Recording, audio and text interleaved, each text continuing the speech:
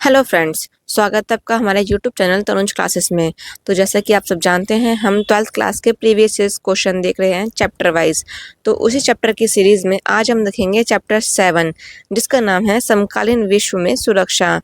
तो जैसा कि आप सब जानते हैं, हमने इससे पहले चैप्टर 1 से लेके चैप्टर 6 तक के प्रीवियस ईयर्स क्वेश्चन कंप्लीट कर लिए हैं सीरीज वाइज। आपको ये सारे चैप्टर हमारे चैनल के प्ले लिस्ट में मिल जाएंगे, तो आप इस चैप्टर 7 को देखने के बाद हमारे प्रीवियस चैप्टर की सीरीज भी ज़रूर देखें, जैसे कि आपको उन चैप्टर के प्रीवियस ईयर क्वेश्चन में पता चल जाए कि क्वेश्चन कैसे फ्रेम किए जाते हैं या फिर उनके आंसर कैसे फ्रेम किए जाते हैं। इससे आपको पेपर में 80% प्लस मार्क्स गेन करने में हेल्प मिलेगी, जो कि आपके राइटिंग स्किल्स को भी इम्प्रूव करेगा। ये आपको बताया कि कोई पॉइंट कैसे लिखते हैं, कैसे नहीं लिखते हैं, क्या पॉइंट ऐड किया जाता है, क्या नहीं किया जाता है, क्वेश्चन को शॉर्ट में कैसे लिखते हैं और क्वेश्चन किस किस तरह से आ सकते हैं। आपको ये सबसे हेल्प मिलेगी। और अगर आप हमारे चैनल पर नए हैं तो हमारे चैनल को लाइक और सब्सक्राइब करें और शेयर तो अपने फ्रेंड सर्कल में ज़रूर करें। अब हम स्टार्ट करते हैं चैप्टर 7 के क्वेश्चंस। पहले क्वेश्चन आते हैं 1 मार्कर। तो क्वेश्चन क्या है? क्वेश्चन है सुरक्षा को परिभाषित करें। क्वेश्चन 2014 में आया, मगर इस चैप्टर का सबसे इम्पोर्टेंट पॉइंट ऑफ रूट यही है कि सुरक्षा क्या है। तो इसका आंसर देख लेते हैं। सुरक्षा मुख्य रूप से खतरों से मुक्ति को संदर्भित करता है। मनुष्य का अस्तित्व और देश की जीवन रक्षा से भरा है। निष्कर्ष रूप में सुरक्षा अत्यंत खतरनाक खतरों से संबंधित है, जो मूल्यों को खतरे में डाल सकती है। इन मूल्यों को मरम्मत नहीं की जा सकती है। मतलब सिक्योरिटी पूछा, सिक्योरिटी क्या है? सुरक्षा बताया गया है। सुरक्षा एक बहुत इंपॉर्टेंट पार्ट है मानव के जीवन से संबंधित, जिसके लिए हर प्रकार की मरम्मत जरूरी है ताकि ये खतरे को बढ़ाया ना जा सके, इसको सीमित किया जा सके। अब नेक्स्ट क्वेश्चन देखते हैं। सहकारी सुरक्षा को परिभाषित करें। क्वेश्चन 2014 में है और उसके बाद भी रिपीट किया गया क्वेश्चन नहीं है। अभी सुरक्षा का एक टाइप है, तो इसका आंसर देख लेते हैं। सहकारी सुरक्षा का अर्थ है द्विपक्षीय, क्षेत्रीय या वैश्विक स्तर पर देशों के बीच सहयोग की मदद से सुरक्षा हासिल करना। इसमें अंतर्राष्ट्रीय संगठन, एनजीओ, ट्रेड यूनियन आदि शामिल हो सकते हैं। सहकारी सुरक्षा क्या होती है? Corporative security. कॉर्पोरेटिव सिक्योरिटी होती है जिसमें कि हम सिंगल रूप से हेल्प नहीं कर सकते हैं, जिसमें या तो 2 पक्ष हो सकते हैं, या क्षेत्रीय रूप से जिस क्षेत्र से रिलेटेड है उस क्षेत्र के लोग हो सकते हैं, या फिर वैश्विक स्तर पर, अंतर्राष्ट्रीय स्तर पर इससे रिलेटेड पॉइंट हो सकते हैं, या फिर कोई संगठन हो सकते हैं अंतर्राष्ट्रीय लेवल पर जो सुरक्षा को संबंधित मुद्दे को देख सकें। अब देखते हैं नेक्स्ट क्वेश्चन। नेक्स्ट क्वेश्चन है निशस्त्रीकरण का क्या अर्थ है? क्वेश्चन 2014 में आया हुआ है। इसका उत्तर देखते हैं। निशस्त्रीकरण के लिए सभी राज्यों को कुछ प्रकार के हथियारों को त्यागना आवश्यक है। उदाहरण के लिए 1972 जैविक हथियार सम्मेलन, नेक्स्ट है, और 1992 रासायनिक हथियार सम्मेलन में ने इन हथियारों के उत्पादन और कब्जे पर प्रतिबंध लगा दिया। निशस्त्रीकरण में ये होता है बेसिकली, अगर कोई देश हथियार रख रहा है तो उसे एक तो हथियारों पर रोकने से, हथियार को बनाने से और रोकने के लिए प्रयास करना, पहली बात। और दूसरा ये होता है अगर कोई देश बना भी रहा है हथियार, तो उसको ये देखना कि वो ज़्यादा खतरनाक हथियार तो नहीं बना रहा है, जैसे कि जैविक हथियार हो गए या फिर रासायनिक हथियार हो गए, जिससे सिर्फ एक वर्ग को नहीं पूरे विश्व को और अंतर्राष्ट्रीय स्तर पर इसका प्रभाव पड़ सकता है। तो ऐसे हथियारों को बनाने से रोकना, इसका ये महत्वपूर्ण काम है। निशस्त्रीकरण का है हथियार को रोकना, और हथियारों में भी सबसे ज़्यादा खतरनाक हथियारों पर बिल्कुल प्रतिबंध लगा देना, जिसमें से प्रतिबंध किस पर लगा हुआ है? एक तो जैविक हथियार पर और दूसरा रासायनिक हथियार पर। ओके, अब देखते हैं नेक्स्ट क्वेश्चन। क्वेश्चन है राज्य की सुरक्षा के लिए कोई 2 नए खतरे बताइए। क्वेश्चन 2013 की है। 2 नए खतरे कौन से हैं? एक तो है गरीबी और एक है आतंक। आतंक, गरीबी, जो गरीबी है ये आतंक से ज़्यादा खतरनाक है। आप सब जानते हैं जो देश गरीब होता है या जो गरीब व्यक्ति होता है उसी को पता होता है कि अपना जीवन यापन कैसे कर रहा है। आतंकवादी जो होते हैं उनको तो इंटरनेशनल फंडिंग प्राप्त होती रहती है कहीं ना कहीं से, जिससे कि अपने हथियार वगैरह बनाते रहते हैं। ठीक है, अब देखते हैं नेक्स्ट क्वेश्चन। क्वेश्चन है क्षेत्रीय सुरक्षा का क्या अर्थ है? क्वेश्चन 2009 में आया और उसके बाद भी कई बार रिपीट हुआ क्वेश्चन है ये। इसका उत्तर है क्षेत्रीय सुरक्षा का अर्थ है सीमाओं के पार और देश के भीतर से खतरे के खिलाफ सुरक्षा। यह किसी देश के क्षेत्र की रक्षा और सुरक्षा करता है। क्षेत्रीय सुरक्षा क्या होता है? मतलब सीमाओं के पार और देश के भीतर, मतलब जैसे लाइक ये कोई देश है, ये उसकी बाउंड्री है, एक तो इस सीमा के पार से सुरक्षा करना है और देश के भीतर भी सुरक्षा करना है कि इसके अंदर कोई आंतरिक खतरे ना उत्पन्न हो जाए। ठीक है, मतलब दोनों तरफ से इसको प्रोटेक्शन करना है देश की बाउंड्री को। नेक्स्ट क्वेश्चन है, सुरक्षा के पारंपरिक और गैर पारंपरिक अवधारणा के बीच बुनियादी अंतर क्या है? क्वेश्चन 2009 में आया और इसके बाद भी ये 15-16 के अराउंड में या फिर 17 के अराउंड में आया हुआ क्वेश्चन है ये। आप थोड़ा ध्यान से फोकस करेंगे क्योंकि इसके दोनों पॉइंट बताए गए, सबसे इंपॉर्टेंट पॉइंट है इसके ये सुरक्षा के 2 पॉइंट हैं। इसका उत्तर है परंपरागत सुरक्षा सैन्य उपयोग या उपयोग की धमकी से संबंधित है, जबकि गैर परंपरागत सुरक्षा सैनिक खतरों से परे है और इसमें मानव अस्तित्व के खतरे में डालने वाले खतरे शामिल हैं। मतलब जो पारंपरिक हो तो सीधा सैन्य से रिलेटेड है, और जो दूसरा है वो सैन्य से परे है, मतलब ये मानव अस्तित्व से रिलेटेड मुद्दे होते हैं गैर परंपरागत में। ठीक है, अब देखते हैं नेक्स्ट क्वेश्चन जो कि 2 मार्कर है। इसका फर्स्ट क्वेश्चन है, राजनीतिक क्षेत्र में किन्हीं 2 मानवाधिकारों का उल्लेख करें। क्वेश्चन 2014 में आया हुआ है। इसका आंसर है, राजनीतिक क्षेत्र में 2 मानवाधिकार हैं। एक तो अभिव्यक्ति की स्वतंत्रता का अधिकार, दूसरा है शांतिपूर्ण एकत्र होने का अधिकार। हमारे देश में भी अगर संविधान को देखें तो उसमें आर्टिकल 19 अभिव्यक्ति की स्वतंत्रता से संबंधित है और शांतिपूर्ण एकत्र होने का अधिकार भी शामिल है इसमें, और ये भी 19 की क्लॉज का आंसर है ये। ठीक है, अब देखते हैं नेक्स्ट क्वेश्चन। आप इसको वैसे एडिशनल पॉइंट में लिख सकते हैं कि हमारे संविधान के अनुच्छेद, आर्टिकल मतलब अनुच्छेद 19 में शामिल है। अब देखते हैं नेक्स्ट क्वेश्चन। सुरक्षा की परंपरागत धारणा के अनुसार किसी देश की सुरक्षा के लिए किन्हीं 2 खतरों का पर प्रकाश डालिए। क्वेश्चन 2014 में आया हुआ है। इसके 2 खतरे देखते हैं। पहला खतरा है सैन्य खतरे, जो संप्रभु स्वतंत्रता और क्षेत्रीय अखंडता के मूल मूल्यों के को खतरे में डालता है। दूसरा है शक्ति संतुलन, जिसका अर्थ है कि कुछ देश अन्य देशों की तुलना में बड़े और मजबूत हैं। नेक्स्ट क्वेश्चन है, सुरक्षा की परंपरागत अवधारणा की व्याख्या कीजिए। क्वेश्चन 2000 में आया, पर ये एक रिलेटिव क्वेश्चन है, तो आप इस पर थोड़ा ध्यान रखें क्योंकि ये परंपरागत है। कोई क्वेश्चन का मेन रोल ही यही है, सुरक्षा की परंपरागत और अपरंपरागत या गैर परंपरागत खतरों के बारे में बताना, सुरक्षा के बारे में बताना। तो इसका आंसर देखते हैं। पारंपरिक सुरक्षा मुख्य रूप से सैन्य बलों के उपयोग या उपयोग की धमकी से संबंधित है। मतलब कोई देश बोलता है कि हम आपके ऊपर हमला कर देंगे, तो एक परंपरागत खतरा है ये। ठीक है, जैसे कि अभी रूस और यूक्रेन के बीच युद्ध चल रहा है, तो एक ये परंपरागत खतरा है ये। परंपरागत सुरक्षा में बल सुरक्षा के लिए मुख्य खतरा और सुरक्षा प्राप्त करने का मुख्य साधन दोनों होते हैं। मतलब एक तो बल होता है और उसका मुख्य खतरा बना ही रहता है उसके लिए, और सुरक्षा उसमें प्राप्त हो ही नहीं पाती है, जैसे सब जानते हैं। अब देखते हैं नेक्स्ट क्वेश्चन है, सुरक्षा के गैर परंपरागत धारणा से क्या अभिप्राय है। अब उसमें गैर परंपरागत बताने हैं। क्वेश्चन 2013 में आया हुआ है और इसके बाद में भी रिपीट हुआ क्वेश्चन है ये।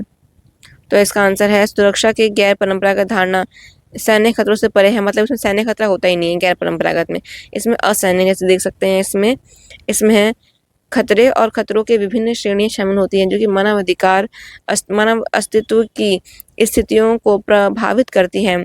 गैर पारंपरिक धारणाएं सुरक्षा के पारंपरिक संदर्भ पर संदेह करती हैं। मतलब इसमें अपरंपरागत, जैसे गरीबी हो गई, आतंकवादी हो गए, ये इसका अपरंपरागत गैर परंपरागत धारणा है। अब देखते हैं नेक्स्ट क्वेश्चन है, पारंपरिक धारणा के अनुसार सहकारी सुरक्षा के 2 रूप कौन से हैं। क्वेश्चन 2013 में आया हुआ है। इसका उत्तर देख लेते हैं। पारंपरिक धारणा के अनुसार सहकारी सुरक्षा के 2 रूप, एक तो है निशस्त्रीकरण और एक है विश्वास बहाली। निशस्त्रीकरण मतलब सामूहिक रूप से हथियारों को रोकना, हथियारों का निर्माण कोई ना कर सके, जो कि ज़्यादा हथियार, एक तो कुछ तो प्रोटेक्शन के लिए रखते हैं, जैसे कि सभी ने रखे हुए हैं, जैसे भारत के पास भी है, पर उसने क्या है कि जब तक कोई हम पे हमला नहीं करेगा हम उसका यूज़ नहीं करेंगे, तो ये रखे हुए हैं। मतलब इस पे विश्वास किया जा सकता है भारत पर। अब देख लीजिए पाकिस्तान के पास भी हथियार है, पर वो उसका उपयोग करता रहता है ना भारत के खिलाफ। तो ये इस प्रकार के जो हथियार होते हैं इनको रोकना होता है। जैविक हथियार को रोकना भी इसका काम है, रासायनिक हथियार को रोकना भी इसी का ही काम है। और एक है विश्वास बहाली, मतलब हमें विश्वास रखना है कि हम अगर जब तक गलत नहीं है तो दूसरा हमारे लिए कोई गलत काम नहीं कर सकता, मगर जब हम दूसरे में इंटरफेरेंस करते रहेंगे तो इन शॉर्ट कोई भी व्यक्ति उसके लिए इसका जवाब जरूर देगा कभी ना कभी। अब देखते हैं नेक्स्ट क्वेश्चन, पारंपरिक सुरक्षा और सहयोग के बीच क्या संबंध है। क्वेश्चन 2008 में है और ये 21 की सीरीज में भी आया हुआ क्वेश्चन है। तो इसका उत्तर देख लेते हैं। पारंपरिक सुरक्षा सहयोग से निपटने से जुड़ी है, क्योंकि यह हिंसा को सीमित करने के लिए सहयोग की आवश्यकता को पहचानती है। मतलब ये इनका काम है हिंसा को कम से कम करना, रोकना, जहां तक हो सके उसे बंद ही कर देना। यह है सीमा सीधे युद्ध के साधनों और उद्देश्य दोनों से संबंधित है। एक युद्ध के साधन और उद्देश्य दोनों से संबंधित पॉइंट है ये सार्वभौमिक रूप से स्वीकार किया गया है कि दोनों देशों को वास्तविक कारणों से युद्ध में जाना चाहिए और आत्मरक्षा या अन्य लोगों को नरसंहार से बचाना चाहिए। नरसंहार क्या होता है? जब एक बड़े लेवल पर मतलब कि हजारों में लोग मर जाते हैं तो उसे नरसंहार बोला जाता है बिना किसी कारण के। जैसे कि आप हिटलर के टाइम में देख सकते हैं, उन्होंने आर्य समाज को कैसे कैसे मारा था, तो वो नरसंहार था।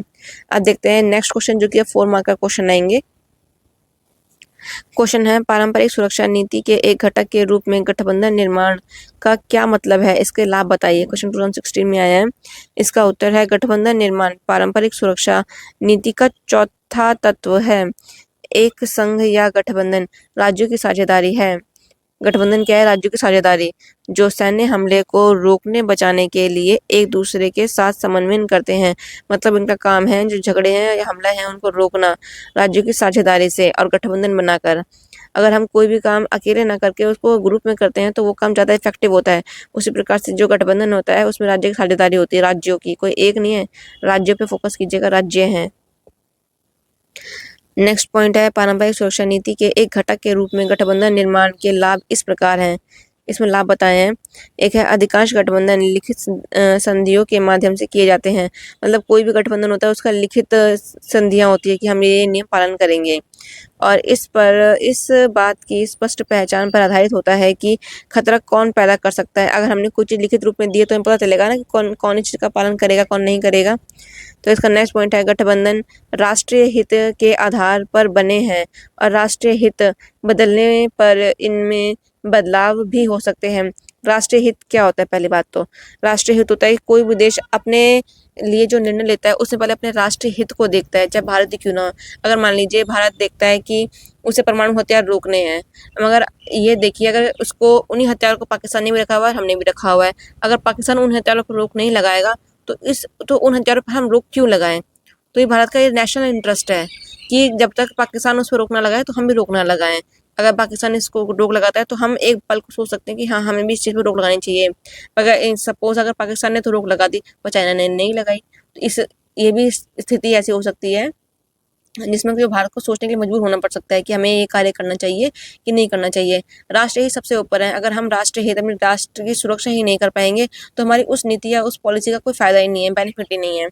ठीक है, तो राष्ट्रीय हित सभी देश सबसे पहले रखते हैं, चाहे कोई भी नीति क्यों ना हो देश से संबंधित। हम देखते हैं नेक्स्ट पॉइंट, देश किसी अन्य देश या गठबंधन के सापेक्ष अपनी प्रभावी शक्ति बढ़ाने के लिए गठबंधन बनाते हैं। गठबंधन के माध्यम से कोई भी निर्णय लेने में हेल्प मिलती है। अब देखते हैं नेक्स्ट क्वेश्चन। इससे पहले अगर आपने हमारे चैनल को लाइक सब्सक्राइब नहीं किया तो प्लीज़ ज़रूर करें और इसे अपने फ्रेंड सर्कल में ज़रूर शेयर करें। आपको इस चैप्टर के साथ में प्रीवियस चैप्टर जो है उसको भी सीरीज़ को पूरा देखना चाहिए, जिससे कि आपको प्रीवियस ईयर का थोड़ा हिंट मिल सके कैसे कैसे क्वेश्चन आते हैं, जैसे कि हमारे पेपर में। आप देखते हैं क्वेश्चन, मानव सुरक्षा की अवधारणा की व्याख्या करें। क्वेश्चन 2015 में आया हुआ है। इसका उत्तर देखते हैं, मानव सुरक्षा की अवधारणा लोगों की सुरक्षा से संबंधित है। हालांकि मानव सुरक्षा और राज्य सुरक्षा को अक्सर एक ही माना जाता है, लेकिन सुरक्षित राज्य का मतलब सुरक्षित लोग नहीं हैं। नागरिकों को विदेशी हमलों से बचाना लोगों की सुरक्षा के लिए आवश्यक शर्त है, लेकिन पर्याप्त नहीं है। पिछले 100 वर्षों के दौरान विदेशी सेनाओं की तुलना में उनकी अपनी सरकारों द्वारा अधिक हत्याएं की गई हैं। जैसे कि आप देख सकते हैं कि कोई भी हिटलर, जैसे मान लीजिए, हिटलर सबसे अच्छा एग्जाम्पल है। उसने अपने ही देश को लोगों को मार दिया, उसे किसी और देश के हमले की ज़रूरत ही नहीं पड़ी। उसने अपने देश में एक वर्ग को समाप्त कर दिया। तो ये देश के भीतर ही हमला किए गए, हत्याएं की गई हैं, ये नागरिक हत्याएं हैं। ठीक है, अब देखते हैं नेक्स्ट पॉइंट इसका, मानव सुरक्षा के समर्थकों के अनुसार में मूल लक्ष्य व्यक्तियों की सुरक्षा है। मानव सुरक्षा के लिए समर्थक क्या कहते हैं कि मूल लक्ष्य क्या है? व्यक्तियों की सुरक्षा करना। हालांकि व्यक्तियों को किन्हीं खतरों से बचाया जाना चाहिए, इस पर मतभेद है कि मतलब मनुष्य को बचाएं तो किस खतरे से बचाएं? सैनिक से बचाएं या आंतरिक खतरों से बचाएं? बाउंड्री लेवल पर बचाएं या इंटरनल लेवल पर बचाएं उन्हें देश की सीमाओं के भीतर? समर्थकों की मूल रूप से 2 श्रेणियां हैं। वे हैं संकीर्ण अवधारणा, सेकंड है व्यापक अवधारणा। संकीर्ण मतलब छोटी, व्यापक मतलब बड़ी अवधारणा। ठीक है, अब देखते हैं नेक्स्ट क्वेश्चन, अंतर्राष्ट्रीय आतंकवाद के उदय के पीछे क्या कारण है? क्वेश्चन 2009 में आया और इसके बाद भी कई बार रिपीट हुआ क्वेश्चन है ये। इसका उत्तर देख लेते हैं। अंतर्राष्ट्रीय आतंकवाद के उदय के पीछे के कारण हैं। पहला है इस्लामिक कट्टरवाद, रूढ़िवादी, धार्मिक कट्टरवाद और संकीर्ण मानसिकता जो विभिन्न समुदायों के बीच विरोधी भावनाओं को बढ़ावा देती है, अंतर्राष्ट्रीय आतंकवाद के इस विकास के लिए जिम्मेदार है। अंतर्राष्ट्रीय आतंकवाद में इस्लामिक कट्टरवाद, इस्लामिक कट्टर और रूढ़िवाद क्या होता है? जो कि पुरानी परंपराओं को मानता है कि हमें ऐसे करना चाहिए, हमें ऐसे करना चाहिए।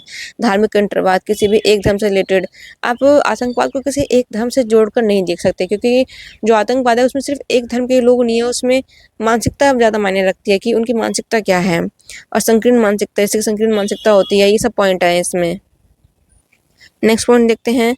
अमेरिकी आधिपत्य, अमेरिकी हस्तक्षेप की नीति, मतलब अमेरिका इंटरफेरेंस नीति, दुनिया भर में अपना आधिपत्य फैलाने के उनके इरादे का ईरान, इराक, क्यूबा, फिलीपींस आदि के लोगों द्वारा जोरदार विरोध किया गया है, और यही बात दुनिया भर में आतंकवाद के प्रसार के लिए भी जिम्मेदार है। मतलब कुछ देशों का मानना है जो अमेरिका अपना मतलब इंटरफेरेंस करता है, उसका कोई रीज़न नहीं होता, मतलब इन रीज़न वो अपना इंटरफेरेंस करता है, जिससे कि उन देशों को अपना एक तो हानि होती है, उससे आतंकवाद को बढ़ावा मिलता है, उससे आतंकवाद रुकता नहीं है। अब देखते हैं नेक्स्ट पॉइंट। नेक्स्ट पॉइंट है संयुक्त राष्ट्र और अन्य अंतर्राष्ट्रीय निकायों की विफलता, मतलब जो अंतर्राष्ट्रीय निकाय जो विफल हुए हैं। संयुक्त राष्ट्र संघ प्रमुख विश्व शांति के प्रभाव में केवल एक बड़ा बहस मंच बनकर रह गया है, और विकासशील देशों की राय और इच्छाओं को बड़े पैमाने पर नज़रअंदाज किया गया है। मतलब जो विकासशील देश हैं उनको तो अनदेखी की जाती है बड़े लेवल पर, क्योंकि एक तो अपने लिए कुछ कह नहीं सकते हैं, और दूसरा है जो डेवलपिंग कंट्री है वो अपने लिए नियम बना सकती है, तो उनके पास पैसा भी है, जो बड़ी बड़ी संस्थाएं वह उन्हीं देशों में स्थापित हैं। अब देखते हैं नेक्स्ट क्वेश्चन पॉइंट। अर्थव्यवस्था का असमान विकास, विश्व का कुछ भाग अति विकसित है, मतलब जैसे कि अति विकसित है, जैसे कि अमेरिका हो गया, चाइना हो गया, जापान हो गया और रूस हो गया, जबकि अधिकांश भाग अविकसित है, जैसे कि भारत हो गया, हमारे नियर बाय हमारे ईस्ट कंट्रीज हो गए, रह गए हैं, और इन देशों के लोग व्यापक बेरोजगारी, अशिक्षा, भुखमरी, गरीबी आदि की समस्याओं का सामना कर रहे हैं। इन देशों में लोगों की पीड़ा अंतर्राष्ट्रीय आतंकवाद के विकास के लिए जिम्मेदार है। मतलब जिस देश में भुखमरी होगी, अशिक्षा होगी, गरीबी होगी, जो इस प्रकार के लोग हैं वो भी आतंकवाद को बढ़ावा देते हैं, क्योंकि उन्हें पता है कि हमें कुछ रहकर ऐसे तो मिलना नहीं है, अगर हम आतंकवाद में शामिल हो जाते हैं तो हमें कम से कम 2 वक्त का खाना तो मिलेगा। इन शॉर्ट इस प्रकार की उनकी राय होती है, बाकी और भी हो सकती है, मैं तो आपको बस एक एग्जांपल बता रही हूँ क्या हो सकता है। नेक्स्ट क्वेश्चन आते हैं 6 मार्कर क्वेश्चन। 6 मार्कर क्वेश्चन में फर्स्ट क्वेश्चन है बाहरी सुरक्षा की परंपरागत धारणा का क्या अर्थ है? इस प्रकार की सुरक्षा के लिए के किसी भी 2 घटकों का वर्णन करें। क्वेश्चन 2016 में आया हुआ है। इसका उत्तर है बाहरी सुरक्षा की पारंपरिक धारणा का अर्थ है कि किसी देश को सबसे बड़ा खतरा सैनिक खतरा है, क्योंकि ये पारंपरिक खतरा तो सैन्य से संबंधित होता है ना, इसलिए इस तरह की असुरक्षा का मूल स्रोत दूसरे देश होते हैं। इसका मूल रूट क्या होता है? इसके रूट होता है अन्य देश, क्योंकि वो स्वयं तो सैनिक हमला करेगा नहीं कोई भी देश। जो सैनिक कार्रवाई की धमकी देकर संप्रभुता, स्वतंत्रता और क्षेत्रीय अखंडता के मूल्यों को खतरे में डालते हैं। ये पॉइंट है ना, ये है हमारे राष्ट्रीय हित। ठीक है, सैनिक कार्यवाही, राष्ट्रीय हित लिख दो पूरा, राष्ट्रीय हित। सैनिक कार्यवाही से आम नागरिकों की जान भी खतरे में पड़ जाती है। सैनिक कार्रवाई से मतलब आम लोग तो, सैनिक तो हमारे घायल होते ही होते हैं, मगर सामान्य नागरिक भी इससे प्रभावित होते हैं। अब इसको 2 घटक देखते हैं। फर्स्ट है निवारण, इसका संबंध युद्ध को रोकने से है। निवारण मतलब युद्ध को रोकना। यह एक ऐसी रणनीति है जिसका उद्देश्य किसी विरोधी को एक ऐसी कार्यवाही करने से रोकना है जो अभी शुरू नहीं हुई है। मतलब निवारण क्या होता है? हमें कोई भी कार्य शुरू होने से पहले उसका अंदाजा होने पर उसे रोक देना। जैसे कि आपने हमारे अगर देश का कानून पढ़ा हमारे देश ने भी एक कानून है निवारक नज़रबंदी। निवारक नज़रबंदी में उन व्यक्तियों को उनके घर के अंदर नज़रबंद कर दिया जाता है जिनके ऊपर ये है डाउट होता है कि ये आने वाले टाइम में देश के लिए लोगों को इकट्ठा करके या फिर कुछ भी करके इलीगल काम कर सकते हैं। तो उसको कोई भी कार्य को होने से पहले ही उसे रोक देना, उसका नाम होता है निवारण। अब इसका नेक्स्ट पॉइंट देखते हैं, शक्ति संतुलन। शक्ति के मामले में हर देश एक समान नहीं है। शक्ति संतुलन मतलब बैलेंस, पावर इक्वलाइजेशन या पावर बैलेंस बोल सकते हैं आप इन शॉर्ट। दोनों देश जब दूसरे देशों पर नज़र डाली जाती है तो यह एक आसानी से अंदाज़ा लगाया जा सकता है कि आने वाले भविष्य में हमारे देश के लिए कौन खतरा है। कुछ देश दूसरे की तुलना में बड़े और मजबूत होते हैं, जैसे कि हम देख सकते हैं हमारा लिए खतरा कौन है। एक पाकिस्तान तो है ही, एक हम भावी खतरा कैसे मान सकते हैं चीन को, जो कि उभरती हुई कंट्री है। इसको हम पहले ही अंदाजा लगा सकते हैं अपने पावर बैलेंस को देखकर, जैसे कि शक्ति संतुलन। चाइना के पास आप देख सकते हैं आजकल हर प्रकार के मॉडर्न वेपन्स हैं। अब भारत अभी डेवलपिंग है तो वो भी इस प्रकार के वेपन्स विकसित कर रहा है, डेवलप कर रहा है। इसका नेक्स्ट पॉइंट है, सरकार को राष्ट्र की सुरक्षा शक्ति संतुलन के संबंध में बहुत सावधान रहना चाहिए, क्योंकि भविष्य में किसी समय कोई भी सरकार आक्रामक रुख अपना सकती है। मतलब शक्ति संतुलन बनाए रखना चाहिए जिससे कि उसे भविष्य में अपने लिए खतरा अगर हो तो वो उसका सामना कर सके बिल्कुल सही तरीके से। अब नेक्स्ट क्वेश्चन देखते हैं, पारंपरिक सुरक्षा नीति के एक घटक के रूप में शक्ति संतुलन की व्याख्या करें। शक्ति संतुलन ही बताना है इस क्वेश्चन में। एक राज्य इस संतुलन को कैसे प्राप्त कर सकता है? क्वेश्चन 2016 में आया हुआ है। ये क्वेश्चन का टाइप बदल सकता है, आप इस क्वेश्चन को भी ध्यान में रखें। अब इसका आंसर देख लेते हैं एक बारी। इसका आंसर है, पारंपरिक सुरक्षा नीति एक घटक के रूप में शक्ति संतुलन पारंपरिक सुरक्षा नीति का तीसरा घटक है। इसका मतलब है कि शक्ति के मामले में हर देश समान नहीं है, मतलब किसी के पास ज़्यादा शक्ति है, किसी के पास में कम शक्ति है। जब दोनों देशों पर नज़र डाली जाती है तो यह आसानी से अंदाज़ा लगाया जा सकता है कि आने वाले भविष्य में हमारे देश के लिए कौन खतरा है। जैसे कि भारत में देखें, भारत इंडिया ये है, ये पाकिस्तान है और ये चाइना है। तो खतरा अभी तो ये बना ही हुआ है, आने वाले टाइम में चाइना हमारा सबसे बड़ा खतरा हो सकता है, हम अभी अंदाज़ा लगा सकते हैं सिचुएशन को देखकर। कुछ देश बड़े और मजबूत होते हैं। नेक्स्ट इसका उदाहरण देख लेते हैं, पड़ोसी देश हमला करने की तैयारी नहीं कर रहा हो सकता है। वास्तव में युद्ध का या हमला होने का कोई ठोस कारण नहीं है, लेकिन यह तथ्य है कि देश मजबूत और बड़ा है एक तरह से इस बात का प्रतीक है कि भविष्य की परिस्थितियां आने पर वह हमला करेगा। मान लो अगर अभी हमारे चाइना के साथ कोई बड़ा मतभेद नहीं है, मगर आने वाले टाइम में तो वो इस चीज़ का बदला ले सकता है ना कि इसने हमारे जो पिछला काम है ये बात नहीं मानी, तो वो इसके लिए एक पल का सेकंड टाइम लगाएगा कि हमें इस पर हमला करना चाहिए कि नहीं करना चाहिए। आप जैसे देख सकते हैं कि जो चाइना है अक्सर हमारे देश की बाउंड्री के अंदर घुसा रहता है। तो ये प्रकार का जो पॉइंट है ये आगे जाके युद्ध का कारण बन सकता है, भावी युद्ध का। एक युद्ध हो चुका है हमारा 1962 में, उसके बाद अन्य कारण का भी झड़प तो होती रहती है भाई। अगर आप चाइना और भारत का बॉर्डर पर देखेंगे तो ये हमारा एक पॉइंट है कि अगर हमने अभी सुधार नहीं किया तो आगे जाके ये खतरा बढ़ सकता है। अब देखते हैं, जिन देशों के साथ उनके मतभेद हैं तथा जिनके साथ अतीत में उनके मतभेद रहे हैं उसके साथ शक्ति का अनुकूल संतुलन बनाए रखना चाहिए। मतलब हमें यह देखना चाहिए, अगर मान लो चाइना का एग्जांपल लेते हैं, चाइना किसी देश के साथ दुश्मनी है, तिब्बत हो गया, दलाई लामा है, अगर हम उसके साथ संतुलन कर लेते हैं तो सबसे ज़्यादा बड़ा पॉइंट उसके लिए यही हो सकता है कि आपने हमारे दुश्मन को शरण दी है। या फिर अगर हम कुछ कार्य पाकिस्तान की तरफ से करते हैं, पाकिस्तान के लिए करते हैं, उसको हथियार रोकने के लिए या फिर आतंकवाद रोकने के लिए, तो चाइना सबसे बड़ा सपोर्टर हो सकता है उसका। ठीक है, अब देखते हैं इसका नेक्स्ट पॉइंट, निम्नलिखित तरीके से राज्य राष्ट्र शक्ति संतुलन प्राप्त कर सकते हैं। कैसे कर सकते हैं? पॉइंट है, शक्ति संतुलन के लिए सैनिक शक्ति का निर्माण करना। सेकंड पॉइंट है, आर्थिक और तकनीकी शक्ति का विकास भी महत्वपूर्ण है क्योंकि वे सैनिक शक्ति का आधार है। एक तो हमें सेना सबसे मजबूत करनी है और हमें आर्थिक रूप से और टेक्नोलॉजिकल रूप से भी मजबूत होना है अपने आप में, ताकि हम आने वाले खतरे को रोक सकें अपनी तकनीक का प्रयोग करके। अब देखते हैं नेक्स्ट, ये नेक्स्ट और लास्ट क्वेश्चन है। इससे पहले अगर आपने हमारे चैनल को लाइक और सब्सक्राइब नहीं करा है तो प्लीज़ लाइक करें, सब्सक्राइब करें और इसे अपने फ्रेंड सर्कल में शेयर करें जिससे कि आप सभी को पेपर में हेल्प मिल सके। क्वेश्चन देखते हैं, सुरक्षा का क्या अर्थ है? भारतीय सुरक्षा रणनीति के किन्हीं 4 घटकों का उल्लेख करें। क्वेश्चन 2015 में आया हुआ है। इसका आंसर देख लेते हैं। सुरक्षा का तात्पर्य मुख्य रूप से खतरों से मुक्ति है। सुरक्षा का मतलब क्या होता है? खतरों से मुक्ति। और मनुष्य का अस्तित्व और देश के जीवन खतरे से भरा हुआ है। निष्कर्ष रूप में सुरक्षा अत्यंत खतरनाक खतरों से सुरक्षा है।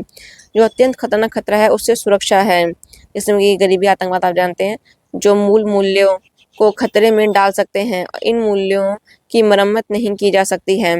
भारतीय सुरक्षा के घटक क्या हैं? पहला है भारतीय सुरक्षा रणनीति के 4 घटक बताने हैं, तो उसमें से पहले देखते हैं। पहला है सैनिक क्षमता को मजबूत करना। इसका करना यह भारतीय सुरक्षा रणनीति का सबसे पहला घटक है, क्योंकि भारत अपने पड़ोसियों के साथ संघर्ष में शामिल रहता है। यह दक्षिण एशियाई क्षेत्रों में परमाणु सशस्त्र देशों से घिरा हुआ है, जैसे कि पाकिस्तान हो गया, चाइना हो गया। इसलिए भारत द्वारा 1974 में पहली बार परमाणु परीक्षण करना उचित था। भारत ने अपना पहला परमाणु परीक्षण कब किया था? 1974 में। नेक्स्ट को पॉइंट है अंतर्राष्ट्रीय मानदंडों और संस्थाओं को मजबूत करना। अंतर्राष्ट्रीय जो संगठन है, जैसे कि आपने नाम पिछले चैप्टर में देखा होगा, AIEA, जो कि परमाणु हथियारों पर निगरानी रखता है, और संस्थाओं को मजबूत करना बनाना। भारत ने एक सार्वभौमिक और मत भेदभाव रहित अप्रसार व्यवस्था लाने की पहल करी है। अप्रसार व्यवस्था क्या है? जिसमें कि किसी भी हथियार का प्रसार ना किया जाए, मतलब उसका डिस्ट्रीब्यूशन ना किया जाए, उसे बढ़ाया ना जाए। वो जहाँ पर एक जगह पे है वो वहीं रहे, उसे बढ़ाया ना जाए। ठीक है, इसे बोलते हैं अप्रसार। जिसमें सभी देशों के पास सामूहिक विनाश के हथियारों के संबंध में समान अधिकार और दायित्व होंगे। मतलब सभी के पास समान अधिकार है कि अपने जो पास हैं उन सभी का समान रूप से पालन करें। नेक्स्ट पॉइंट देखते हैं। नेक्स्ट पॉइंट है आंतरिक सुरक्षा। भारतीय सुरक्षा रणनीति का तीसरा घटक है देश के भीतर सुरक्षा चुनौती से निपटने के लिए तैयार किया गया है। नागालैंड, मिजोरम, पंजाब, कश्मीर जैसे क्षेत्रों से कई उग्रवादी समूह समय समय पर भारत से अलग होने की कोशिश करते रहे हैं। ये भारत की आंतरिक चुनौती है। आंतरिक चुनौती आप जान सकते हैं कि कश्मीर हमारे देश में अलग है, इसमें अलगाववादी है। पंजाब में आपने नाम सुना होगा खालिस्तान पॉइंट इससे जुड़ा हुआ है। मिजोरम में अपने अलग राज्य संघर्ष चल रहे हैं, जो कि भारत से अलग होने की मांग करते रहते हैं। ये भारत के आंतरिक सुरक्षा से संबंधित मुद्दे हैं। नेक्स्ट एंड लास्ट पॉइंट है अर्थव्यवस्था का विकास। भारत अपनी अर्थव्यवस्था को इस तरह विकसित करना चाहता है कि नागरिकों का विशाल समूह गरीबी और दुख से बाहर निकल सके और भारी आर्थिक असमानता को पनपने न दिया जाए। मतलब भारत का अपना नेक्स्ट पॉइंट है अर्थ विकास। इकोनॉमिक रूप से वो डेवलप हो जाए, जिससे कि वह दूसरे पर निर्भर ना रहे, अपना विकास सही कर सके, जिससे कि सभी वर्ग को उसमें आर्थिक रूप से सहयोग करने में मदद मिल सके। तो इस प्रकार इस चैप्टर के भी प्रीवियस ईयर क्वेश्चन खत्म होते हैं। और आपको ये चैप्टर कैसा लगा आप कमेंट में हमें बता सकते हैं, बिल्कुल। और हमारे चैनल को लाइक सब्सक्राइब करें, इसे अपने फ्रेंड सर्कल में शेयर करें, जिससे कि आप सभी को हेल्प मिले, और हमारे चैनल को लाइक सब्सक्राइब करें। इस प्रकार चैप्टर 7 के प्रीवियस ईयर क्वेश्चन सारे खत्म होते हैं, और ये चैप्टर की समाप्ति यहीं पे होती है। अगर आप हमारे चैनल पर नए हैं तो हमारे चैनल को लाइक सब्सक्राइब ज़रूर करें, इसे अपने फ्रेंड सर्कल में ज़रूर शेयर करें। अगर आप अपना कोई भी सुझाव देना चाहते हैं तो कमेंट बॉक्स में लिखें। Thank you so much.